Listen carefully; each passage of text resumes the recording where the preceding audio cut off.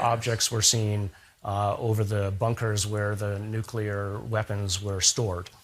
And things were seen in the 70s. In the 70s or so, yeah. There's quite a few documentaries on it. Like I said, at first I thought it was a joke. I really thought that somebody was about to put me on candid camera and make a joke of it. But as they started showing me the data, and they were deadly serious. I tried to lure them into making a joke about it. They were deadly serious about it because they had basically said at that point, people have died. And then they showed me some brain images of individuals who had been damaged, and internal scarring you can see through MRIs. And, it's data. It's unmistakable. You have to say, okay, well, what did that? I can conjecture or hypothesize about, is it the Russians? Is it UFOs or whatever? But the fact is, there is data that says something is happening. And so we need to study it. And that's what a scientist should do. So, of course. Oh, absolutely. But so for some context, who were these people who had been injured or killed? Oh, they were military personnel, people, intelligence agents on the ground, a pilot, a few pilots actually, who had gotten close enough and they had some sort of effects. Gotten close enough to some sort of unknown aircraft. Some sort of object, the things that you see within the body. And so what we had done was, in looking at some of these MRIs, we had noticed damage in the brain, white matter disease it's called. If you know anybody, for instance, who's had multiple sclerosis, and you look at an image of their brain, you'll see these white matter objects. Oh yeah, you can see it there. Those white tracts there are just damage to the brain. Right, those are dead areas of the brain. And so if you have that dead area of the brain, whatever that function might have been is now gone. Right, so memory, movement, et cetera, can all be affected. Now, the brain can luckily rewire some things. So was there consistency in symptoms? Yes, yeah. What were some of the symptoms? Inflammation, nausea are the two most.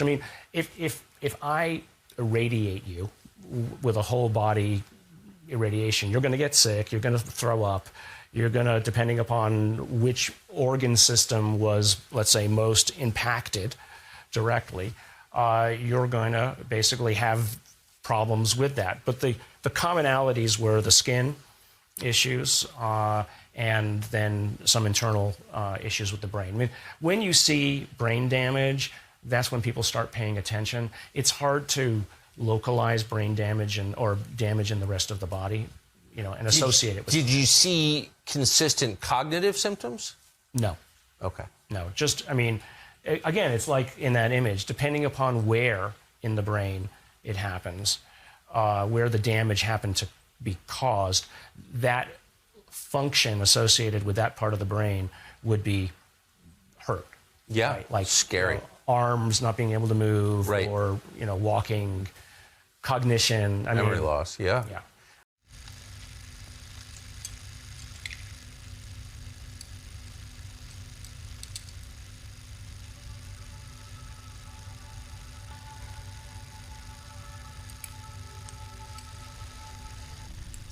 Che cos'è? Che succede? Tolto tutto. Passami una prima che tu. È olio di semi di cotone! Aspetta. Dammi una mano. È olio di semi di cotone! Voglio un cagnolino per Natale! È olio di semi di cotone! Staccio! È olio di semi di cotone! Staccio! È olio di semi! È olio di semi di cotone!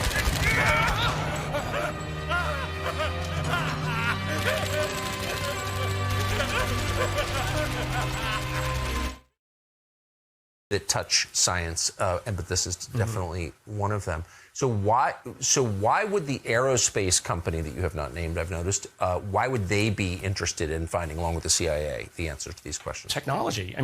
You've seen the reports on how these things move. 0 to 5,000 miles an hour, instantaneous acceleration and deceleration, transmedium travel. Yeah. Meaning from air to water. Air to water, yeah. We can't do any of that. We just can't. And moreover, we don't know how it's done. We don't know how it's done. And so that means that there's a level of physics that can be appreciated and maybe taken advantage of. I mean, is there evidence that there's a lot of this kind of activity undersea? yes. Yeah. I mean, plenty, right? The sonar images show these things moving at speeds a dozen times faster than our fastest submarines.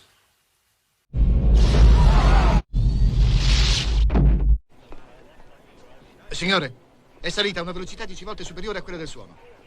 Vede? E si è fermata a 20 miglia di altezza. Sta tornando indietro.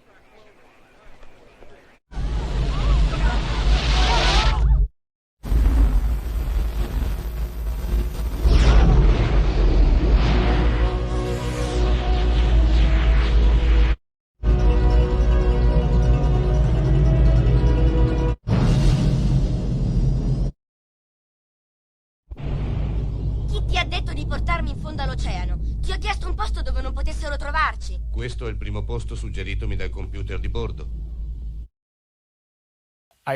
It's an encounter, it's an experience, but whether those experiences are real or whether or not they're imposed on these individuals as sort of an altered reality memory, I don't know. I mean, here's an example. There's a great case.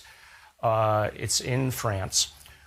This family, this is just within the last few years, driving down the highway, a mother and 2 children in the back. They have an open-top car during the day, a crowded highway. They see over their head through the window a craft. I mean, it's just obvious, and then she's looking around. The mother's looking around and saying, and noticing that nobody else seems to see this. Okay, so the kids in the back have a camera, a phone, take a picture. When they get home, they take a look at the picture. There's not a craft, but there's an object, a small sort of star-shaped object about 30 or 40 feet over their car. So let's say that's the object, but it projected an image of something else, and yet that's all they saw. So what happened? You know, it's sort of like it was a projected 3D image of something, but it was only seen by them. Non riesco a rimanere così. Lo so.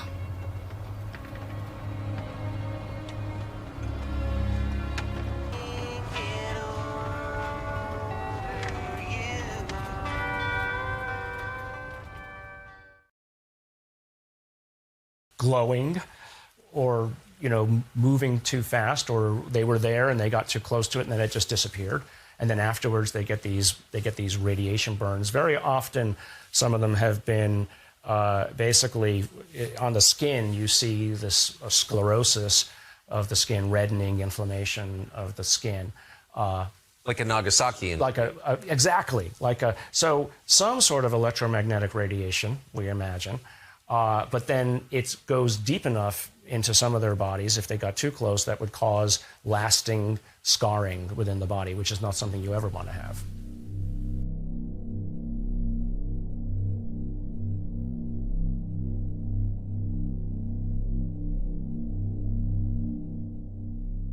How were you treated at Stanford? I think 5-6 years ago, there was a fair amount of giggling about it, but luckily I have, frankly, a really good reputation as a serious scientist. I mean, like I said, I've commercialized a lot of the things, the stuff we do is, cutting edge. I don't want to pat myself on the back too much, but it's cutting edge. So people are like, okay, well, and so this is actually what's brought over some people is if Garry thinks this is real, maybe we should be paying attention to it.